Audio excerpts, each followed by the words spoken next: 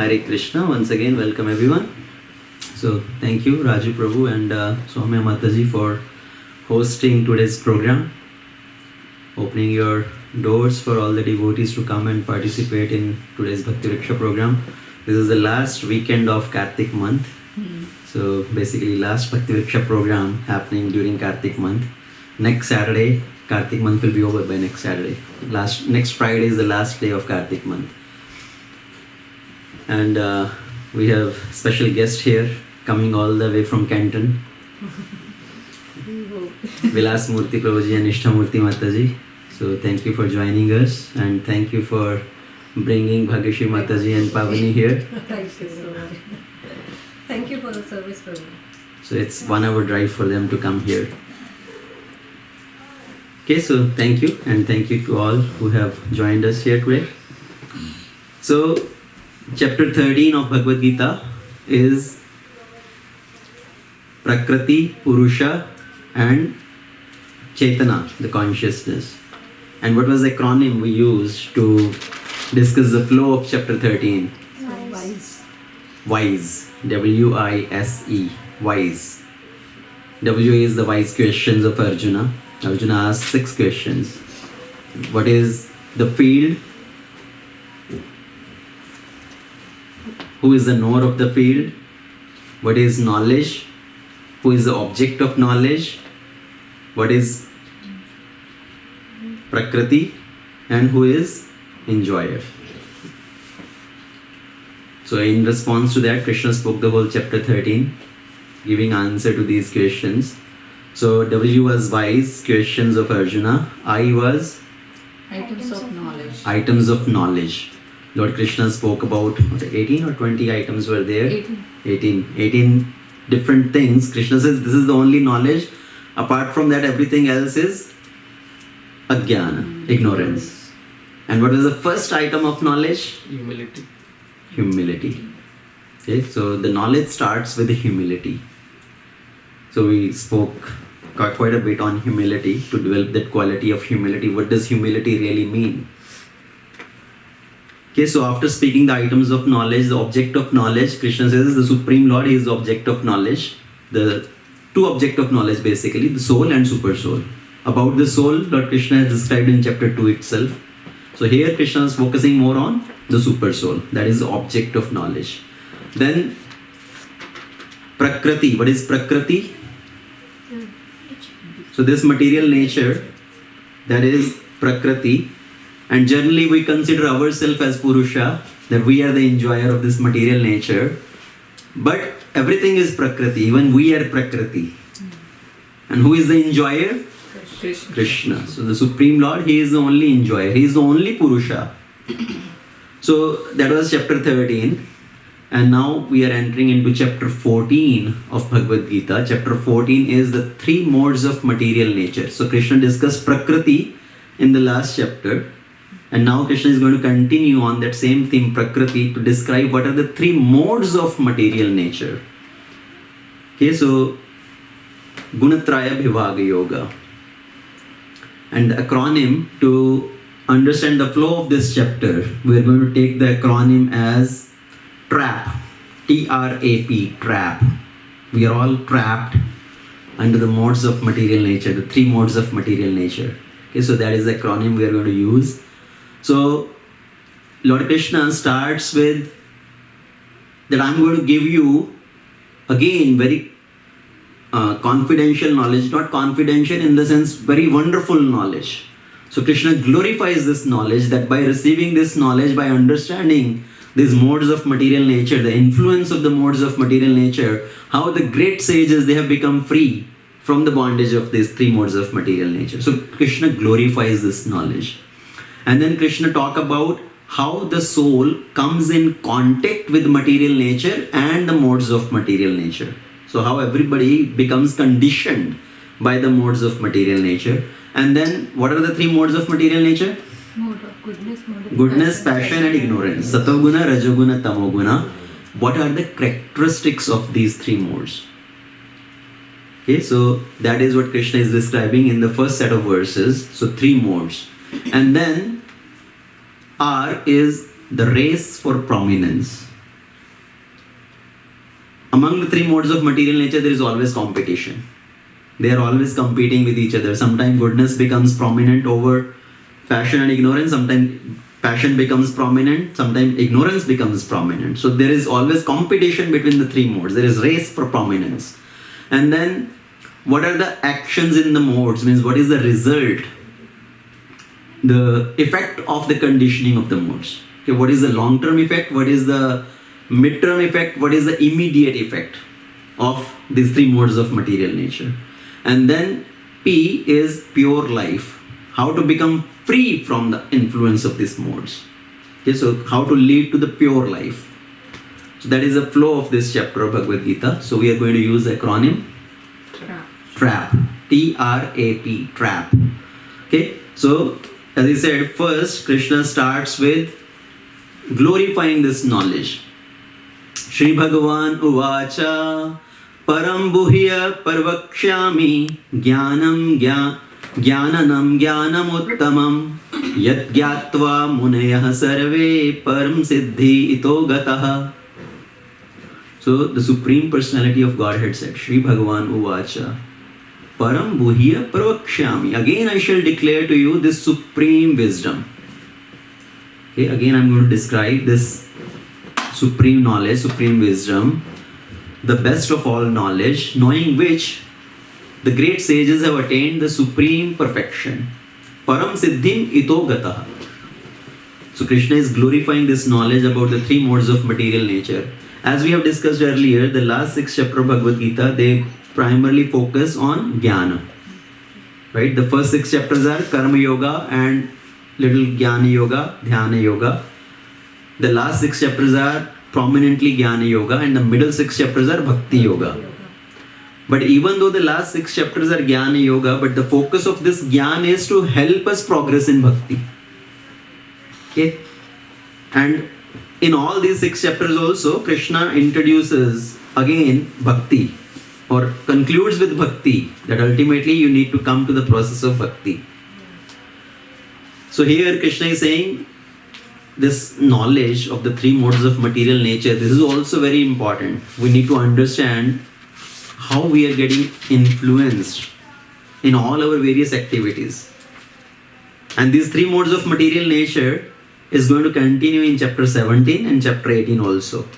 Okay, where Krishna is going to speak what is the worship in the three modes of material nature, what is the austerity in the three modes of material nature, what is the food in three modes of material nature, what is the charity in three modes of material nature. So he is going to continue in chapter 17 and 18 also. Here specifically Krishna is focusing what are the characteristics of three modes, what kind of activity one does under the influence of goodness, passion, ignorance, what is the destination of somebody who is in the mode of goodness, passion, ignorance. So that is the main focus in this chapter. So further Krishna says, Idam jnanam upashritya mam sadharmayam agataha sarge api naupajayante pralayana vetanti cha. By becoming fixed in this knowledge, one can attain to the transcendental nature like my own. Thus established, one is not born at the time of creation or disturbed at the time of dissolution. So basically when somebody is fixed in this knowledge, he understands how to go out of the influence of three modes, going beyond goodness to Shuddha Sattva. And that person attains to liberation. So once somebody attains liberation means no birth again in this material world and no death again. Or even at the time of dissolution, when everything gets destroyed, that person does not get disturbed because he is completely liberated from this material nature. So here Krishna is describing the glory of this knowledge of three modes of material nature. But now Krishna talks about how everything comes into existence first, okay, in this material world. So here Krishna says, Mama yonir mahad brahma tasmin garbham dadhamyaham sambhavah sarva bhutanam tato bhavati bharatah. So this total material substance, this mahat yonir, this whole material creation which we call as this material nature or the Brahman, that is a source of birth. And this material nature is what I impregnate. So Krishna says, I impregnate this material nature and makes the birth possible for all the living entities. So when the child takes birth, who is responsible for the birth of the child? Father or mother? Both. Right? Sometimes mother will say, oh, this is my child, I kept in my womb for 9 months. Yes, mother gave birth, she kept the child in the womb, but she is not only the reason for the child. Right? Father is also needed, father has to put the seed, and that's how the child comes out, the child takes birth. So Krishna says this material nature, I impregnate this material nature and make the birth of all the living entities possible in this material nature. So the another very beautiful verse which Krishna says, Aham bija pradhapitah. Right? I am the seed giving father. So sarvayoneshu kaunteya murtaya sambhavantiya tasam brahma mahajyoner aham bija pradhapitah. It should be understood that all the species of life, they are made possible by birth in this material nature, and I am the seed giving father. Okay? Like we discussed this analogy of mother giving birth, but who gives the seed? The father. So father gives the seed, that's how the child takes birth. Now, can mother give birth to child without father giving the seed? No. So same way Krishna says, sometimes people think, oh, this material nature is creating everything. Right? This material nature is all in all. Everything is becoming manifested in this material nature. But no, all the species of life, be it birds, reptiles, insects, beasts, trees, creepers, aquatics, human beings, all these different species of life, I am the seed giving father. Okay, because of me, everything is manifesting in this material world. And as soon as we come in contact with material nature, so as soon as Krishna impregnates this material nature, the living entities are injected into the material nature. As soon as we come in contact with the material nature, we become bound by the 3 modes of material nature. Because this material nature has 3 different gunas. Okay, when we say modes of material nature, it's 3 gunas. What are the 3 gunas? Sattva guna, Rajo guna, Tamo guna. The mode of goodness, mode of passion, and mode of ignorance. And really speaking, the word guna, what is the meaning of word guna? Quality. Guna means, yes, quality, but it also refers to rope. Okay, so guna means rope. And this is a thick rope. Anybody has seen how they make the big thick rope with which they can tie the boat also? So they take 1 rope or 3 ropes, then they twist these 3 ropes together to make it into 1 thick rope. Then they take such 3 thick ropes and then again twist them together, okay, to make another big thick rope. So how this big thicker rope is made? So these 3 gunas, the modes of material nature, are also like the rope which bind the living entity. Okay, we all talk about freedom, right? We all talk about independence, and everybody wants to be independent, isn't it? Everybody wants their freedom, and every country has their Independence Day. Most of the countries, USA has its Independence Day, India has its Independence Day. So we talk about independence, but are we really independent? Are we really free? We are all bound. You may say, Prabhu, I am not bound, I am free, I can move here and there everywhere. No, we all are bound by the ropes of these 3 modes of material nature. Have you all seen puppet shows? There is a puppeteer and the puppets. So we think the puppets are just dancing on the stage, but behind the stage, behind the curtain, there is a puppeteer who is pulling the ropes. Okay, who is pulling the ropes and making these puppets dance. So who are we? Are we the puppets or the puppeteers? Puppets. So we are those puppets. Somebody is pulling those 3 ropes to make us dance, make us do different things. Okay, and those are the three ropes of the modes of material nature. And Krishna is in control. We get influenced as we come in contact with material nature. We get influenced by the three modes of material nature, and we just go about our activities under the influence of the three modes. Now, so these three modes, as I said, they are like the ropes. Okay, so we cannot say I can move around, so I'm free. Yes, there is little freedom there. We can move around, but we are all conditioned. We are all bound. We are bound with the. So this goodness, passion, ignorance are like the gold chain, silver chain, and iron chain. Will you like to be bound by gold chain? Why not? Gold. So expensive. Still bound. It's still bound, right? Even though you may be bound by gold chain, but still bound. Like in the prison house also, they have different categories of cells. Prison houses. The A grade cell, B grade cell, C grade, D grade cell. And there may be some cells where the prisoner is kept, they cannot even see the light. Right? It's complete dark. There is a small hole maybe from where they just put the food inside. There is a B grade cell, maybe where is window, at least he gets some sunlight, or maybe they take him out for going to the open air for some little bit time. In C grade, maybe there is another or better cell where some politicians or some high grade criminals are kept, where they have refrigerator, AC, newspaper facility and everything. Right? So in the prison house also there are different grades of cells. So these three modes represents these three different type of chains, three different type of cells in the prison house.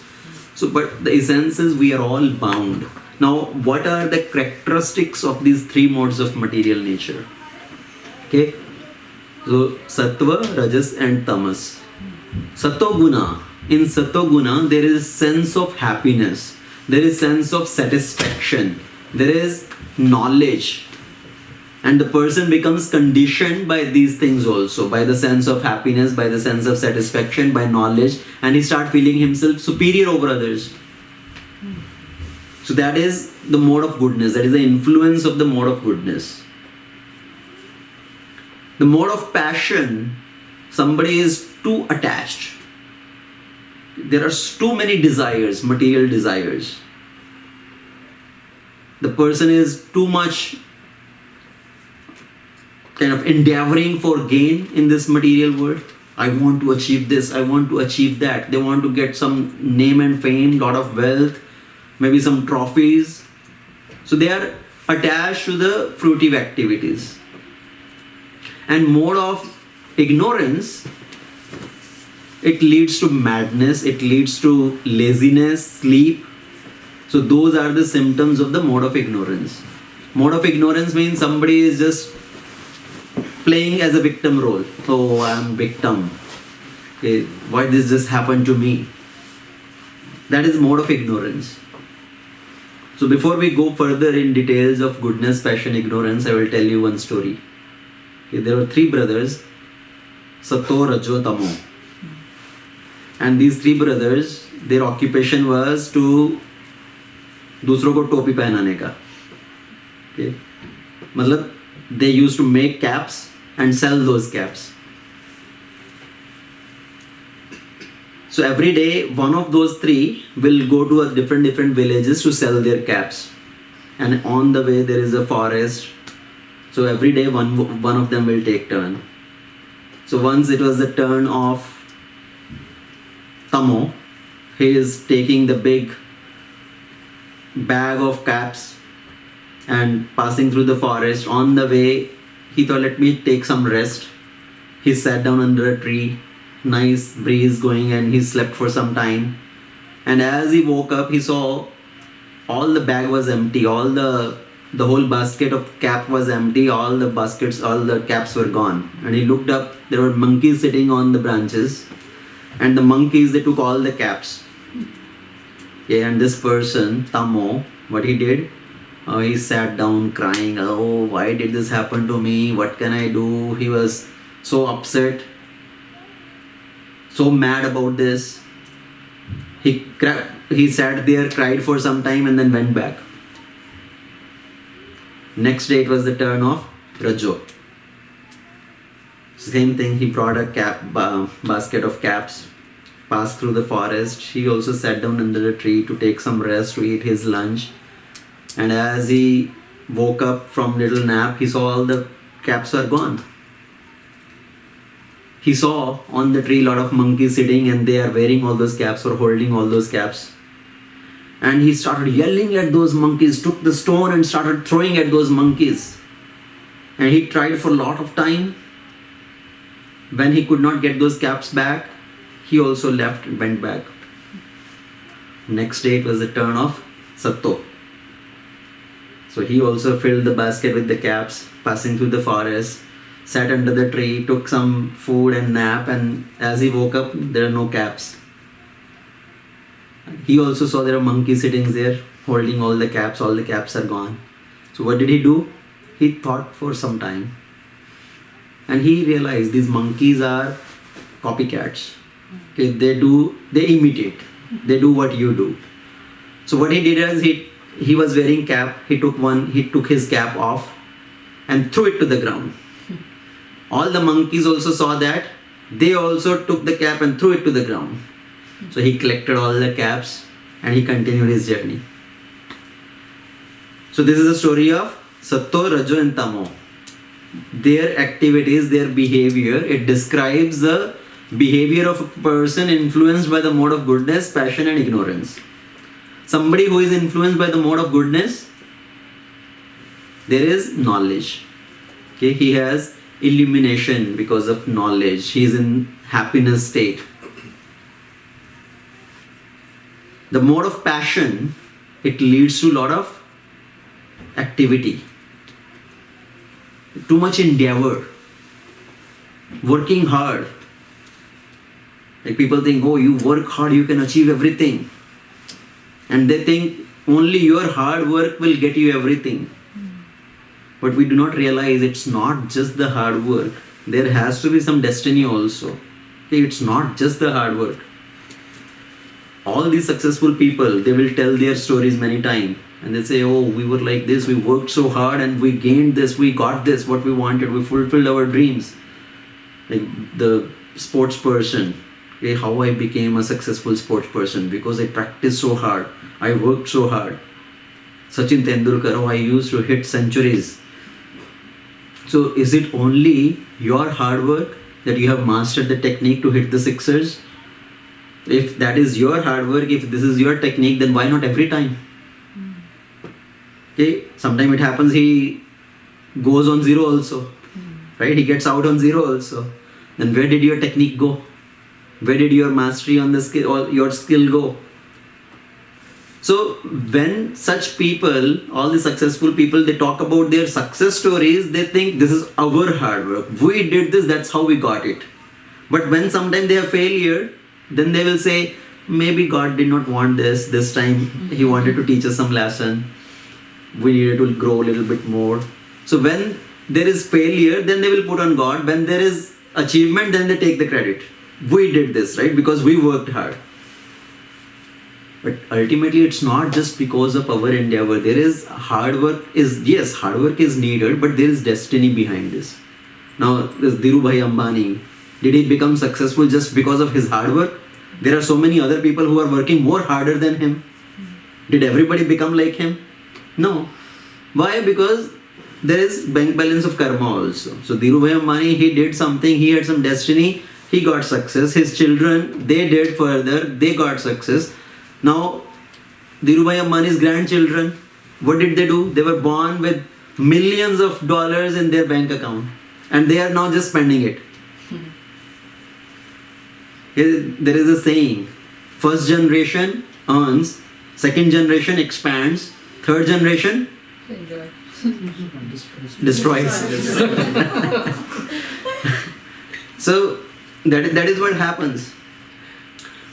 So person with mode of passion, they have so much attachment to fruitive activities. They are kind of go-getters. We are going to get it done. We are going to make it happen. So there are so much passion around. They are so much desire for achievements, and they are bound by the ropes of desire and attachment. And the mode of ignorance leads to laziness. Okay, now in Ramayana also there were three brothers. You know what are the three brothers I am referring to? Ravana, Kumbhakarna and Vibhishan. So these three personalities are also representing mode of goodness, passion and ignorance. Kumbhakarna represents mode of ignorance. Kumbhakarna used to sleep and wake up one day, eat and again go to sleep. Okay, so that is mode of ignorance. Just laziness, sleep, madness, indulgence. Mode of passion, Ravana. Ravana represents mode of passion. He is filled with too much desires and attachments. And Vibhishan represents mode of goodness. Okay, he is doing devotional activities also. He is chanting the name of the Lord. He is getting up early in the morning. So that represents mode of goodness. Now, can we say somebody is always in mode of goodness, or somebody is always in mode of passion, or somebody is always in mode of ignorance? No. There is always combination. There is combination of three modes. Sometime we may be in goodness, sometime we may be in passion, sometime we may be in ignorance. And it depends. Yes, somebody may be more prominently in goodness or passion or ignorance, but it keeps changing. And that's where Arjuna's kind of next question comes, that okay, is somebody influenced by one particular mode all the time? And in answer to that, Krishna explains these three modes of material nature.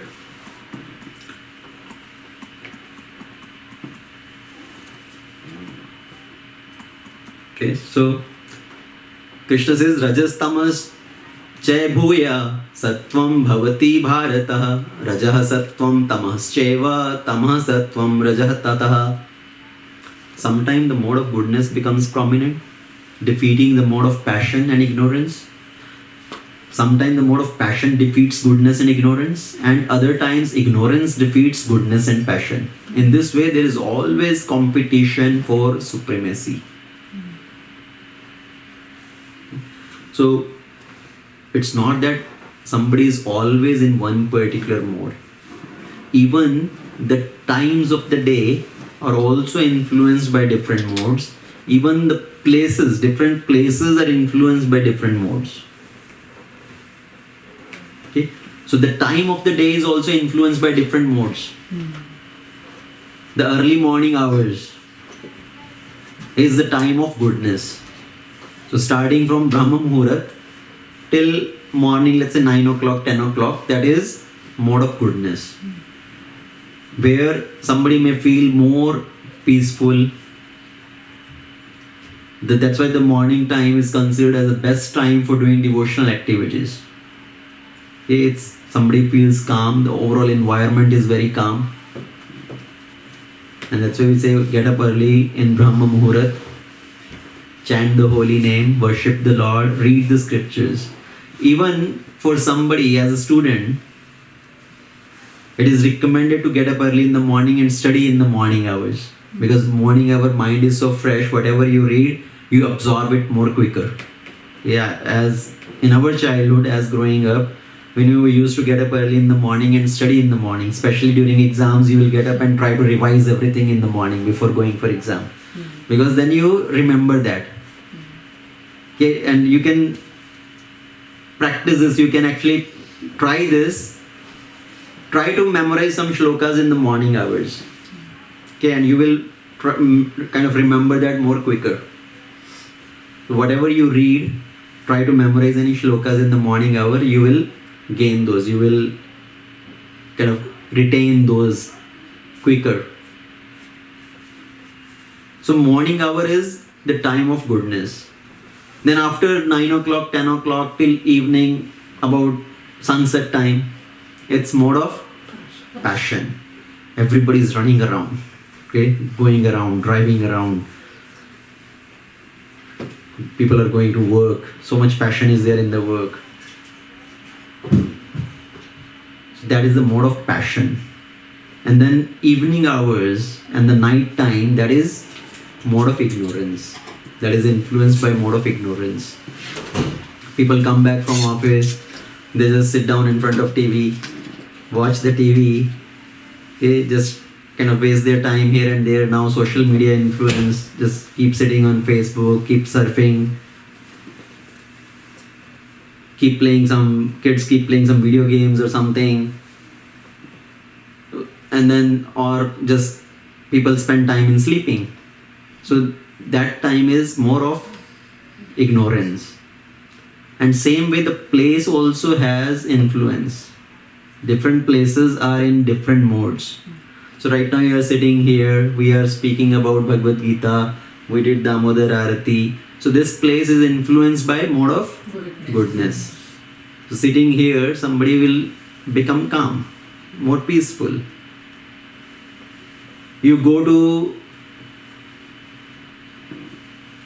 office environment, some stores or something like that, that place is more influenced by mode of passion. People want to buy this, buy that, grab this. We know on Thanksgiving time, now Thanksgiving is coming up. And people will be standing in lines for so many hours to buy things, to buy those things which they never need. Okay? That's what people do in Thanksgiving shopping, buy those things which they never need. So on Thanksgiving day, people buy Black Friday, and the next day the line is even bigger. Return line, right? That is even bigger than the checkout line. So that is mode of passion. And then you go to some pubs, casinos, all that. That is the place of mode of ignorance. So even if somebody may be situated in particular mode, you go to such places, then you are influenced by that mode. Somebody may be more in ignorance or passion, you come to temple, you come to satsang. During that time, for that duration, somebody become affected by goodness. So the time, the place, that also has the influence. So Krishna says there is always competition between three modes. It's not that one always stay in one particular mode. Now, how to know by which mode are we affected? If I ask you, what is your nature? By which mode you think you are affected? Mode of passion. Mode of passion. How do you know? It's a more work, maybe shopping. Okay, so more tendency for going to shopping, doing more work. Prasad Prabhu. I think Grihastha, like it's mode of passion mostly. But mostly, okay. Mode of passion. So all three, Prabhu, all three. All three, yeah. So as we said, right, it's not that one mode. During the different times of the day, we are affected by different modes. So we cannot say, yeah, but we are talking about prominently. What is the mode prominent? So here, when somebody is more attracted towards gaining knowledge, okay, they have more inclination to read books, to gain knowledge, memorize shlokas, listen to katha, and then free from sinful kind of activities, free from sinful tendencies, then we know that person is more under the mode of goodness. So what are the characteristics, what are the symptoms which decide? So goodness is, there is drive for gaining knowledge. Like there is attraction for reading, studying, trying to memorize the shlokas. There is no inclination for sinful activities, sinful tendencies. So that is mode of goodness. Now how do we know somebody is more inclined or influenced by passion? Somebody has intense desires, attachments, inclination for fruitive activities. I want to get this done. Until this work is done, I'm not going to eat food. I'm not going to get up from the chair. So those type of tendencies, that is mode of passion. right? Somebody is more inclined towards achievements. I want to get this gold medal, I want to get this trophy, I want to win this award, I want to win this title. So that is mode of passion. And mode of ignorance, I don't care. हो गया तो हो गया, नहीं तो ना सही. If it gets done, then it's fine. If it doesn't get done, then it's okay. And let me just sleep. Laziness. So those are the symptoms of ignorance, mode of ignorance. So with these classification, we can understand by which particular mode are we influenced. Again, as we said, it's not fixed, it keeps changing. Right? In the morning, when you get up in the morning, your consciousness is, I want to do chanting, I want to do reading, I want this, I want that, and I don't want to waste my time in some frivolous activities. But by the time evening comes, you think, oh, let me just sit down and relax and maybe watch some little TV. Because person is influenced by the time also, because time is also under different modes. Even though in the morning somebody may have hard determination, by the evening that determination fades and again end up doing that activity which he thought I'm not going to do. Right? So now we understand that okay, these are the different modes and these are the symptoms of different modes. How we are conducting our life, our activities influenced by different modes. Now let's understand the destination also. What is the destination of somebody influenced by different modes? So here, there is a long-term effect. Long-term effect means the post-death destination. After death, what will be the destination of somebody in goodness, somebody in passion, somebody in ignorance? Then there is a mid-term effect. Right now, in next 5, 10, 20 years, what is the effect of different modes? And then immediately, right now, immediate term, what is the effect of different modes? So here, Krishna describes a long-term effect first. So he says when somebody dies in the mode of goodness, he attains to the higher planets of the great sages. Like somebody goes up beyond Swargaloka to Janlok, Taplok, Maharlok, Brahmalok. So somebody in mode of goodness goes to the higher planets. Somebody in mode of passion, he will stay on earth only. Either as human being, he will come back as human, or in different species, he will take birth again in earthly planet. Somebody influenced by the mode of ignorance, they will go down to the lower regions, to the lower planets. Patal, Vital, Atal, Sutal, Talatal. So they will go to the lower regions. That is a post-death destination. Long-term effect. Now the mid-term effect, Krishna says the result of goodness is basically somebody leads to pious activities. Okay, they will be doing some punya karma, pious activities. His actions are pure.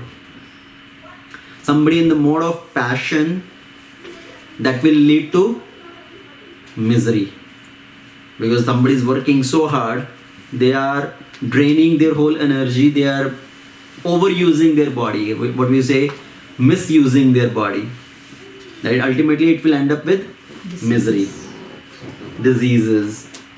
And then person who is influenced by the mode of ignorance, it will result into foolishness. They will commit some nonsense activities and put them in trouble, put themselves in trouble.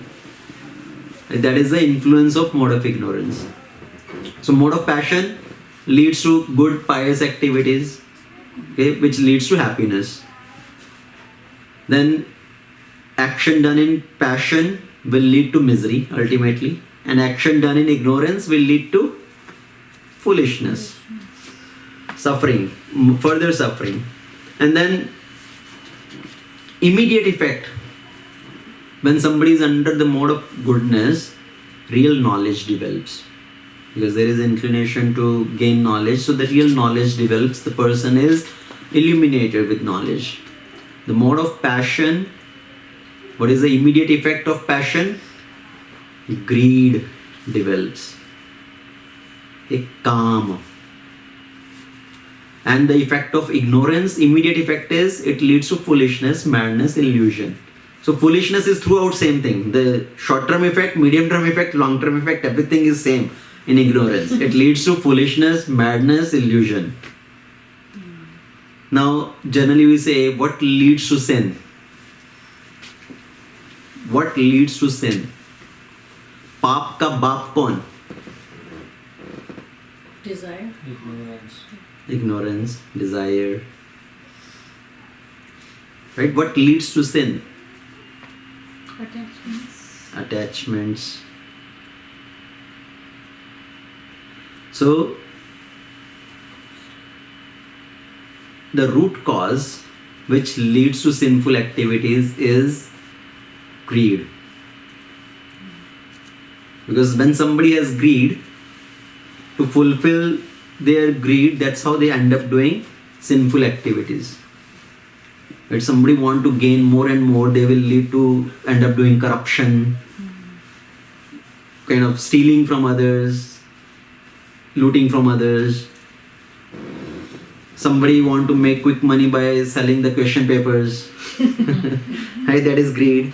And somebody want to buy the question papers because they have greed of getting more marks, but more than what they deserve. So ultimately the root cause of sinful activity is greed. So paap ka baap kaun? Greed. So here now Krishna has told the influence of all these different modes, the destination. So one very famous shloka in this chapter is Urdhvam gachanti sattvastha madhye tishtanti rajasah jaganya guna vrittistha adho gachanti tamasah. Prasad Prabhu is going to recite this shloka. ऊर्ध्वं गच्छन्ति सत्त्वस्था मध्ये तिष्ठन्ति राजसा जघन्यगुणवृत्तिस्थः अधो गच्छन्ति तामसा. Okay, very good. So, Prasad Prabhu, I don't know how many shlokas he knows. I know. 700? All 700 shlokas. Wow. So he by heart knows all 700 shlokas. Mataji also? No. How about kids? How many they know? He only knows probably 10 chapters or so. Wow. Haribo. See? Learning these shlokas, now we just discussed, right? What is that mode? Pure goodness. Goodness. Right? That is prominence of goodness. To gain knowledge, to recite. We need to switch places. No, he is in goodness, not in passion. Yeah, I know. He underestimated himself. We'll promote him now. So that's why. The secret. So that you all know, that's why I asked him to recite the shloka. So now next time you come pay obeisances to him, so you can also get little spark. Okay? So that is mode of goodness, right? Which leads to knowledge, that desire to gain more knowledge, to learn scriptures, learn shlokas. So here in this shloka, what is Krishna saying? Urdhva gachanti sattvastha. People who are situated in sattva, they go to higher planets. Madhye tishtanti rajasa. Somebody who is situated in rajas, rajoguna, they stay in the middle on the earthly planets. Jaganya guna vrittistha. Jaganya guna means the mode of ignorance. So somebody who is situated in mode of ignorance, adho gachanti tamasa. He goes to the lower planets. Okay, so if you memorize this shloka, if you remember this one, next time whatever activities you do, you will remember, you will think about it first. Okay? And if you want to go to the lower planets, if that's what your desire, then you are free to do whatever you want. But if your desire is to go upward, then now we need to understand, okay, what are the activities I need to do which will help me go upward, okay, not go downward. In your offices, you want to go upward or downward? Upward, right? You want to promote to upper levels, not demote, degrade. So here, same way, we have got this human form of life. Now you want to promote yourself upward, not degrade yourself downward to the lower species. So it means we need to avoid those activities which are in the mode of ignorance, in the mode of passion, and try to situate ourselves in those activities which are mode of goodness, cultivating the mode of goodness. Okay, so Krishna described this. So transcending three modes. Next topic comes. Okay, now we understand these are the three modes. These are the characteristics of these three modes. These are the destination because of the influence of three modes. Now, how do we get out of the influence of three modes? Our goal is not to come from ignorance to passion to goodness. We want to go beyond goodness. Because even if you come to goodness, that is binding. The example we discussed earlier, iron chain, silver chain, gold chain. Even if you get gold chain is also binding. So we want to go beyond even goodness to Shuddha Sattva. Not just Sattva, but going beyond goodness to transcendence. Shuddha Sattva. And Arjuna asked this question. So my dear Krishna, now I understand these three modes, their influences. How to go beyond these three modes? How to transcend these three modes? Okay, so that is T-R-A-P. The P is pure life. Okay, how do we come to the stage of pure life, to the stage of transcendence? So Krishna answers this. Then in the conclusion, one very beautiful verse, Krishna says, Macha yo abhya vicharena bhakti yogena sevate sahguna samyatitani brahma bhuyah kalpate. So somebody who engages in bhakti yoga, somebody who engages in this bhakti yoga, he can become free from the influence of three modes. And he can come to the stage of liberation. So again, as I said, Krishna introduces bhakti in all these chapters, even though these are more about jnana, but ultimately this jnana leads to bhakti. So how we can come out from the influence of three modes? Not just jnana, by engaging in bhakti yoga. Bhakti yogena sevate. And what is the meaning of bhakti yoga? Getting up early in the morning, Brahma Muhurat time,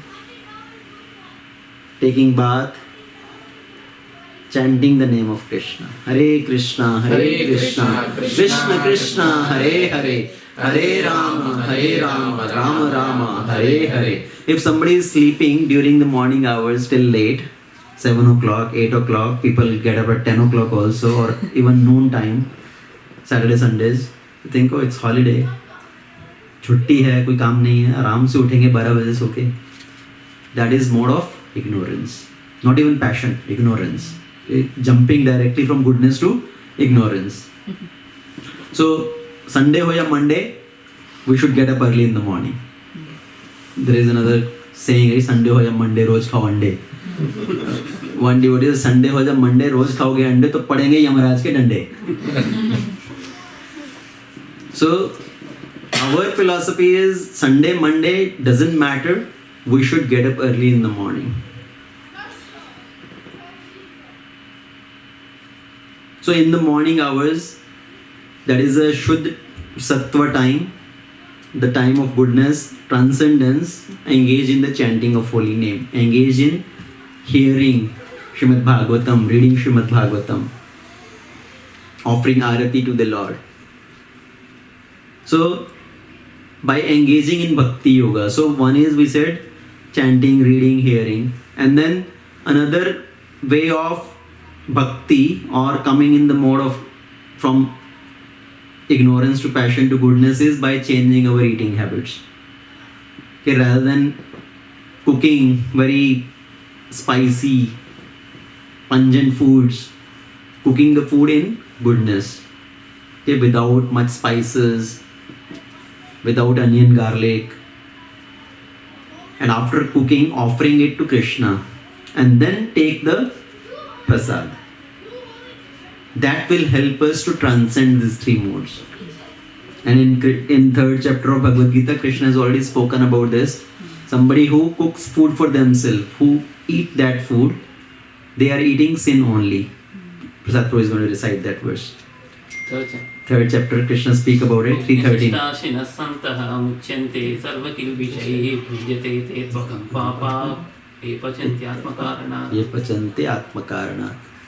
So, Krishna is saying somebody who is cooking for themselves and eating that food, they are eating sin only.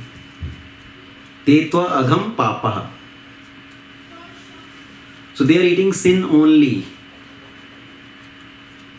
And if we offer the food first to Krishna, then that food becomes prasad. So,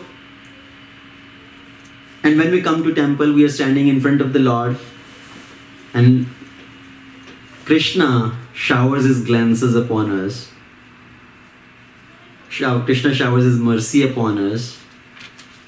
By that also, we are transcending these modes. We are coming from the stage of dead to the stage of life. In Srimad Bhagavatam, there are so many pastimes, right? In 10th canto of Bhagavatam, when there is forest fire, everybody just lay down on the ground, and there is fire, and Krishna drinks that fire, and then Krishna is just showering the rain, showering the mercy, basically, in one sense. And then in the Kaliya Daman Leela, all the cowherd boys, all the calves, cows, they have dropped dead because of drinking the poisonous water. And Krishna just looks at them, showers his glances of mercy, and everybody again gets up. Okay, everybody is enlivened again. So by receiving the showers of Krishna's glances, we are coming from the stage of dead to the stage of life. And when we go to temple, it's not that we want to see Krishna. Our mood should be, Krishna should see me, not that I want to see Krishna. Right? Sometimes in festival times, there's too much crowd in the temple and devotees are pushing through each other, and I want to go in the front, I want to take darshan. It's not about we taking darshan of Krishna, it's about Krishna showering his glances upon us. Once there was real story. Once there was a blind person, and he will go to temple every day. Okay, in Vrindavan, Banke Bihari Mandir, he will go, and there's so much crowd sometime. And he is standing in the line. There is so much of pushing and pulling. And there were some young boys there. They saw this blind person standing in the line. They asked, "Baba, why are you standing here? You are anyways blind. What will you do? Go in the front. What will you do there? You cannot see anyways." It's not about if I can see Krishna or not, but I know Krishna can see me, and that is my purpose of coming here. So at least I will receive the glances of Krishna. So our purpose of going to temple is not to see Krishna, but let Krishna see me. Krishna shower his glances upon me.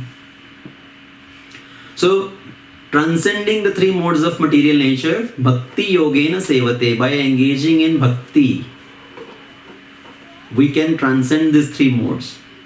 Now, there is this whole 14th chapter, it's very small chapter and the content is very brief. But every chapter of Bhagavad Gita has one story associated with this, as Bhagavad Gita Mahatmya. And it is described in Padma Purana. Lord Shiva is speaking to Parvati. The glories of Bhagavad Gita, chapter by chapter. Chapter 1 of Bhagavad Gita, this is the Mahatmya. Chapter 2 of Bhagavad Gita, this is the Mahatmya. I thought I will maybe discuss or share this one small story as Mahatmya of chapter 14 of Bhagavad Gita. So Lord Shiva is speaking to Parvati, one particular story. He tells once there was a king by the name Vikram Baital. It's not that Vikram Baital, the stories you have heard maybe in the childhood. Yeah, that was Vikram or Baital. Okay, so this is the king named Vikram Baital. So once he was going for hunting. And as he was going, he took his son also with him and two dogs. Okay, the kind of a jungli kutta.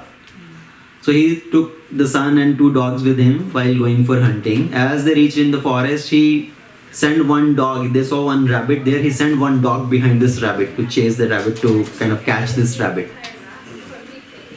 So this rabbit is running in the front and dog is chasing, and rabbit was like flying. A rabbit appeared as if it is flying. And running and chasing, both these reached around one ashram area. And that was the ashram of sage Vatsa. And the environment of that whole ashram was very purifying, very peaceful.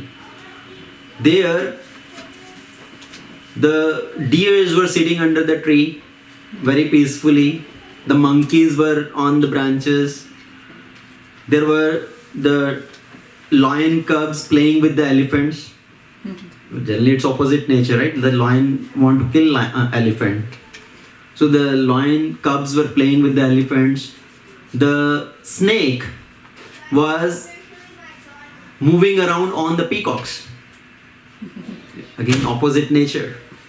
Generally, snake will bite the peacock and kill the peacock, but the snake was just walking around on the peacocks. So this whole environment was very peaceful there. And the disciple of the sage Vatsa, he was reciting this 14th chapter of Bhagavad Gita, Gunatraya Bhivag Yoga. He was reciting this chapter and washing his feet with water. Okay, so as he's washing his feet with water, the ground there was becoming wet and muddy. So this rabbit came running there. He slipped in this muddy water there, the ground which has become very muddy and watery. He slipped there and he died. And immediately a Vimana came and took that rabbit to Swarga. The dog also came chasing the rabbit. The dog also slipped. Dog also died. Another Vimana came, took the dog also to Swarga. And the king saw this scene. And as this rabbit slipped and died, the dog slipped and died, the sage who was washing his feet. Who was that? Not really the sage, the disciple of the sage. He laughed, he smiled, seeing this, what is happening to them. And the king noticed all this thing, what all has happened. So after that, king came to this disciple of Vatsa and asked him, what is this mystery behind this?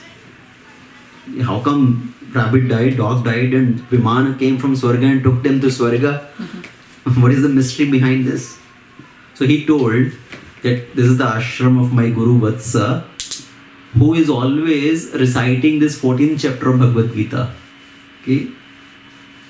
Kind of overcoming the influence of three modes of material nature. And because of his influence, this whole ashram has become very peaceful. And as I was reciting this, and this rabbit came and died, dog came and died. And the reason I smiled, because who were this rabbit and the dog? He said in the previous life, this dog and this rabbit was one Brahmana who was very cunning. Okay? And his wife, she was also of not very good character, and she will mingle with other men. And this Brahmana, he became very angry and he killed her. And in next life, she became the dog, and this Brahmana, he became the rabbit. And in the next life, this dog was chasing this rabbit, kind of taking revenge from the previous life. And as they came, and the power of the dust of the feet of a devotee. Okay, as we say in Chaitanya Charitamrita, Chaitanya Mahaprabhu describes Bhakta Pada Dhuli, Bhakta Pada Jal, Bhakta Bhukta Avashesh, Ei Tino Mahabal. So these three things are very powerful. The dust of the lotus feet of a devotee, the water which has washed the feet of a devotee, and the remnants of a devotee. These are very powerful. And what was here now? Bhakta Pada Jal and Bhakta Pada Dhuli. So they came, they touched that, they slipped on that and they died. And immediately all their previous karmic reaction is gone. The Swarga Vimana came and took them to Swarga. And the king, after hearing this, he was very influenced. And he took to this practice of chanting, reciting this 14th chapter of Bhagavad Gita. And at the end of his life, the king also went to Swarga. Urdhva Gachanti Sattvastha. Somebody who is situated in the mode of goodness, they go to higher planets.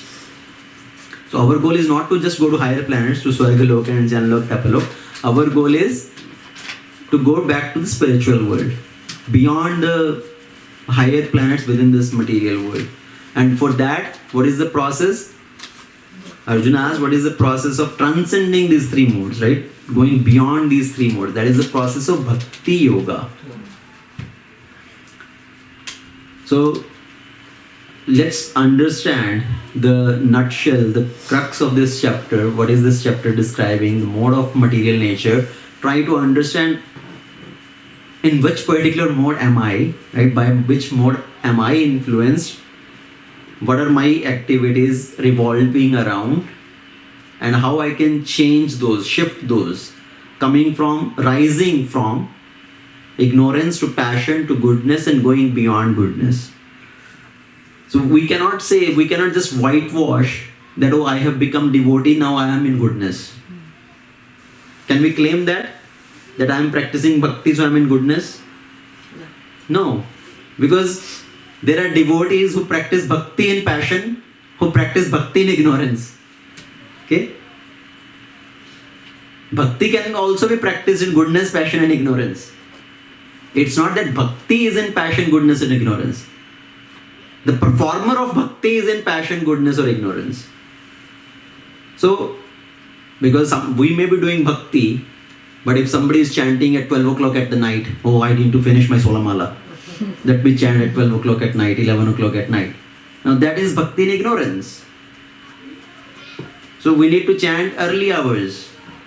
So now sometimes people want to do some particular activities with their own mental concoctions. That may be bhakti in ignorance or bhakti in passion. So we need to understand how to perform particular activities. Sometimes doing arati. Somebody may be doing arati, but while doing arati, some phone rang, they took the phone and started taking the call or started checking the messages. Now that is bhakti in mode of passion or ignorance. Right? Somebody is reading Bhagavatam and then scratching their feet also, or putting the fingers in the toes, thumbs or whatever So all these kind of influenced by different modes. We need to come to the state of cleanliness. Now, somebody may be doing bhakti, but now as part of this bhakti practice, we need to practice cleanliness also. Right? Cleanliness means if you use restroom, if somebody has passed stool, we should take shower. But somebody thinks, okay, it doesn't matter. I am chanting the holy name, so holy name will purify me anyways. What is the need? They continue with all their daily throughout the day with activities in same condition. That is bhakti in mode of ignorance. Means we need to take shower. So we need to learn these things also. That's why I said bhakti. Somebody may be doing bhakti. It doesn't just label as whitewash as that, okay, I'm doing bhakti, I'm situated in goodness. Okay, we need to understand, we need to see, am I really doing these practices which are helping me to come in goodness? And I had posted one question in the group chat. Nobody answered to that. What was the question I asked? Surrender. Okay, at least somebody remembers the question. Okay, so I asked, what is the meaning of surrender? Okay, not as a bookish definition. We say there are 6 characteristics of surrender. Anukulyasya sankalpa, pratikulasya varjanam. So I'm not asking as a definition of surrender. In practical ways, what is the meaning of surrender?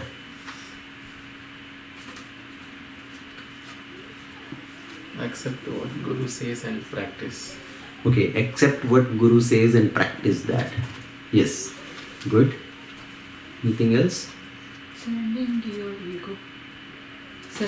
Surrendering your ego. Okay. Anybody? Humility. Okay. Yes, these are all there. We know. So that's why, as devotees, we speak the these words, right? Oh, practicing humility, giving up ego. But when it comes to the level of practicing, what does it really mean in practical terms? Okay, so one very simple definition or realization which I had was, generally we are influenced by this attitude. I will do what I want. I will do how I want. I will do when I want. जो मुझे चाहता है, जो मुझे ठीक लगता है मैं वैसा करूँगा, जैसा मुझे ठीक लगता है मैं वैसा करूँगा, जब मुझे ठीक लगता है मैं वैसा करूँगा. Right? I will do what I want, how I want, when I want. So surrender means giving up that attitude. Yes, and it includes giving up our ego. It includes listening to the instructions of Guru and following those. But this is coming to the root level. Okay? Giving up this attitude of doing what we want, how we want, when we want. And then basically following the instructions, doing as being told. When somebody tells us to do something, Prabhuji, can you do this? Then we say, no, I cannot do it right now. I will maybe think about it later. So doing it as being told, when being told, and how being told. And it applies, this level of practice of surrender or submission applies in all aspects, in all relationships. This principle of surrender applies to our surrender to Krishna. This principle of surrender applies to our surrender to Guru. This principle of surrender applies to our surrender submission to spouse, right? The wife to husband, husband to wife. This principle of surrender applies surrender of children to parents. And ultimately this same principle of surrender applies surrender of criminal to police.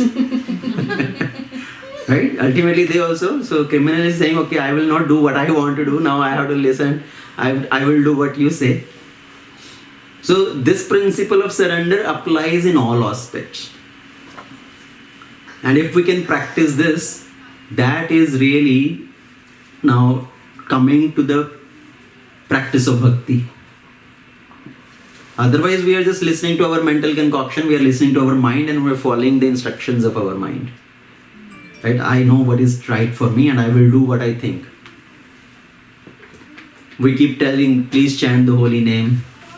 What is our reaction? What is our response? I know what I need to do, when I need to do, how I need to do. Right? Come to temple. I know what I need to do, how I need to do, when I need to do. So that is exactly, if we understand these three sentences, that is the practical application of submission or surrender. Okay, so with that, we will end this chapter of 14, chapter of Bhagavad Gita, the Traigunya Vibhaga Yoga. Remember the acronym? TRAP. T-R-A-P. T, three modes of material nature. R, the race for prominence. A, the actions in three modes. P, Pure life. pure life. Okay, so with that we will stop here and let's see if anybody has any questions or comments. Hare Krishna, Srimad Bhagavad Gita ki jai, Srila Prabhupada ki jai. Okay, Hare Krishna, Vridhanya Mataji, please go ahead. Hare Krishna Prabhuji, Dandavat Pranams. I was just thinking, so like if we do our sadhana and bhakti in the morning, so what kind of spiritual activity should we do for the rest of the day? I mean, like it's in passion and ignorance. No, see, it's not like that. Basically, we should not keep it to the evening, thinking, oh, I have time, I can do it later, let me do other things now first. So the activities which are to be done in the morning, we do those activities. Then throughout the day, the remaining part, we can continue with other activities also, activities of reading, hearing, more chanting, that's fine. But the point is, we should not leave that to the evening or to the night, that, oh, I will think about it or do it in the evening. Let me first do other things, or let me do my other kind of enjoyment or things like that. I have more priority for other activities first. So that's what we are saying not to be done. But yes, if you are doing chanting in the morning, chanting in the evening, chanting at night, good, continue. Okay. Okay, thank you, Prabhuji. Okay, Hare Krishna. Anybody else?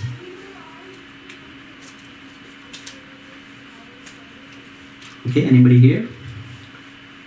Raju? Yes, like if person is most of the time is spending in passion, so is bhakti yoga is the only one more to goodness, or is there any other method? Yeah, the ultimate solution is bhakti yoga. But now there are many people who are in goodness but who are not doing bhakti. Okay, so people may be in goodness but not in devotional life. People are here like that also. People who are more inclined to staying close to nature. People who have in general tendency for reading. They may not be reading scripture, but they are reading other literature, the books in goodness, not really Shastra. So people may be in goodness but not practicing bhakti. So yes, one can come to goodness. Okay, somebody is spending time with gardening, okay, taking nature walk. So staying close to nature, that is also goodness. When somebody is not have tendency to hurt somebody, to harm somebody, at least actually to protect others. So that is in mode of goodness, okay, which is staying away from sinful activities, okay, staying away from the sinful tendencies. That is goodness. But our purpose is not just coming to goodness. Okay, our purpose is to come to the stage of devotional service. And when we practice devotional service, one will be automatically situated in goodness if we are following the principles as instructed. Okay, we are doing bhakti by following the instructions of superior senior devotees. We are not doing bhakti by our own concoctions. Because it says somebody is performing devotional activities by their own mental concoctions, it's hard labor only. It also causes a lot of confusion in society. If everybody start doing things based on their own concoctions. Like generally people say yato mat tato pat. So this yato mat tato pat is the path of confusion. You do what you like, I will do what I like, he will do what he likes. Then everybody think I am right, what I am doing is right. No, we have to follow the direction of scriptures. We have to follow the directions of Guru Sadhu Shastra. So yes, somebody may be in goodness, doesn't mean he is doing bhakti. And our purpose is not to come in goodness, our purpose is to go beyond goodness. And only bhakti can help with that, help in that. At least to move from passion to goodness is the first step. Yeah. But that is the... So that is also bhakti only. Why to do something extra to first come to that stage? You do bhakti, you automatically will come to goodness also and then go beyond goodness also.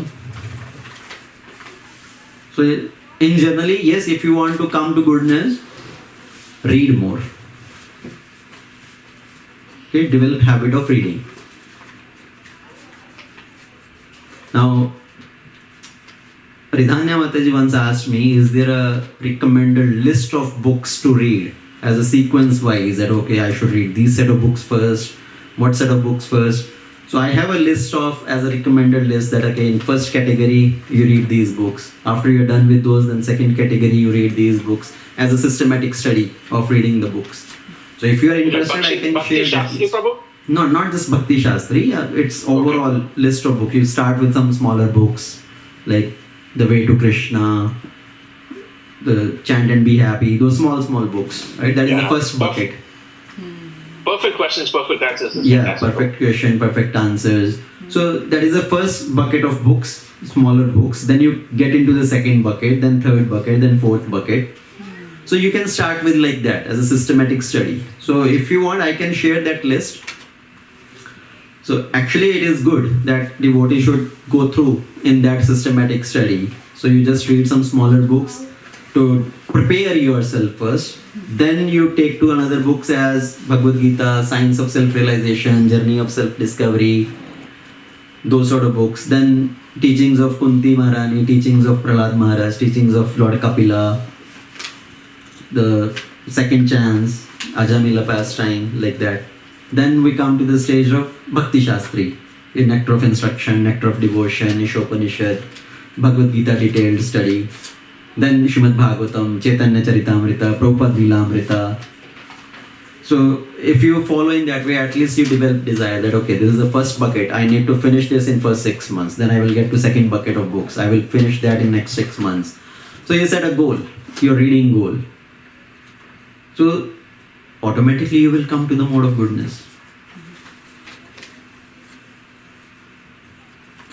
I read all these books while sitting in office.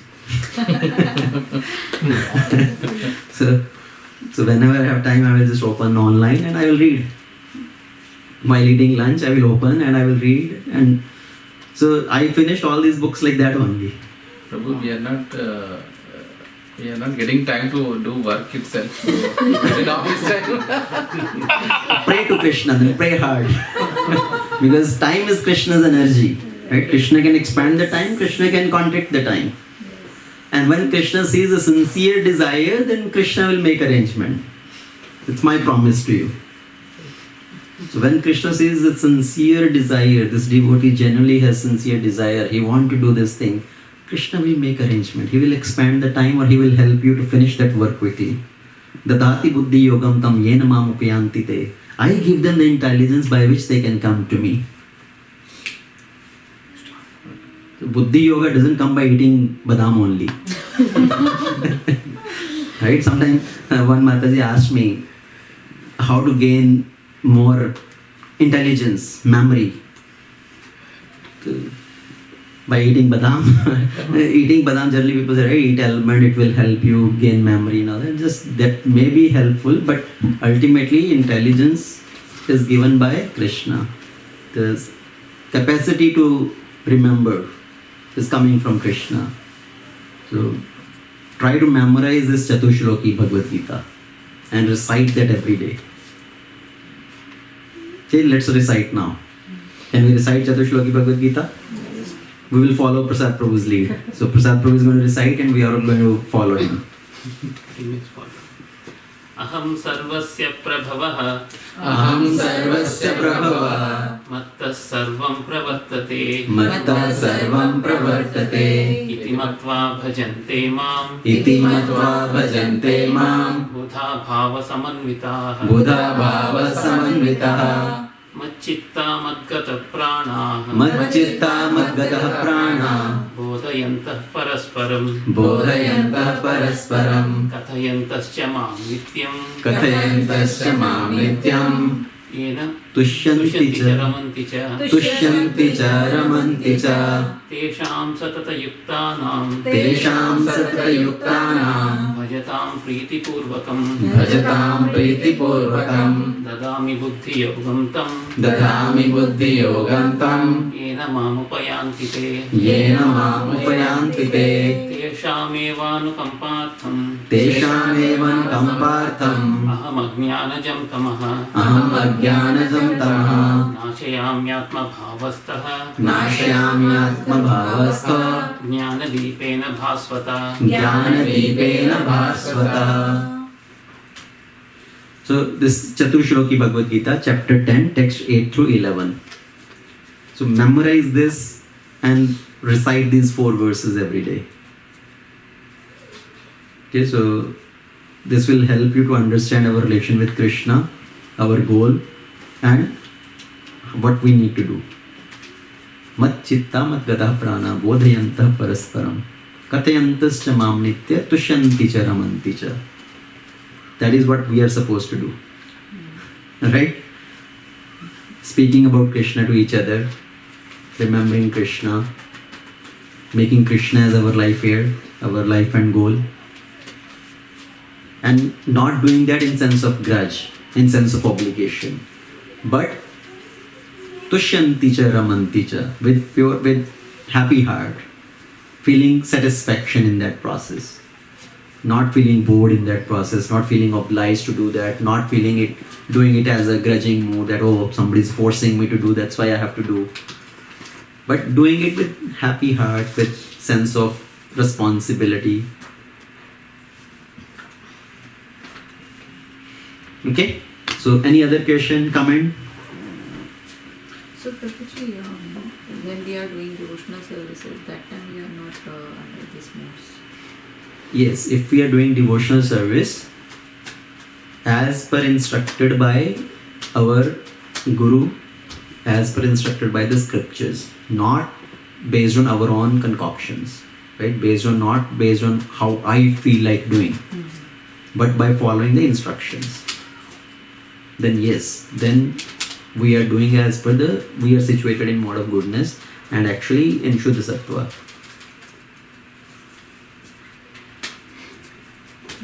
And we should try to maintain the level of cleanliness, the standard of cleanliness. Because goodness means cleanliness also. Prabhupada said cleanliness is next to godliness. Right? So keeping our environment clean, our house clean, our kitchen clean. So not that kitchen is just messed up, you cooked and kept everything messed up. So everything should be clean. Cleanliness is next to godliness. Yes, you were saying something. No, nothing, Prabhuji. The 700 slokas are not must not, Prabhuji, to win goodness. Because for that I need to take 3-4 more lives. It's not that bad actually. So these days I am just quoting one phrase wherever I go. So one shloka a day keeps shoka away. Shoka away. Okay, so one shloka a day keeps shoka away. So read one shloka every day. And I can give you 108 the most important shlokas. You can try to memorize those, not 700. Yeah, let's start from there. Sloka Ratnavali. Yeah, I mean, there is a list of kind of 108 shlokas. I have my own list, which may not match with Shloka Ratnavali, but... So start somewhere, right? We have to start somewhere. So start with one shloka, then go to the next one. So even if you remember one shloka in a week, in 1 year you can memorize 52 shlokas. And in 2 years you can memorize 108 easily. Okay? So to see you in 5 years. So, some people have memorized the whole 700 shlokas, the complete Bhagavad Gita. Some people memorize particular chapters of Bhagavad Gita. Right? Somebody may have memorized chapter 12, chapter 15, chapter 7, chapter 9, like that. So our goal is not memorization. Our goal is understanding the philosophy and practicing it. Krishna is not impressed by our memorization of shlokas.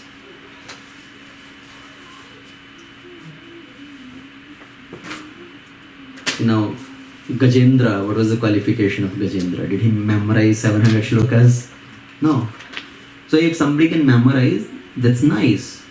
If somebody can memorize and quote those shlokas with authority, right? It adds to the authority. When we know the shloka, when you are discussing with somebody and you quote the shloka, that, oh, I am not just telling from air, I am telling from Shastra. And you quote the shloka, it adds to the authority.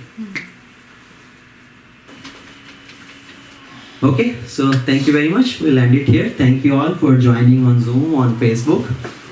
Srimad Bhagavad Gita ki jai, Srila Prabhupada ki jai, Ananta Koti Vaishnava Vrinda ki jai. Hare Krishna.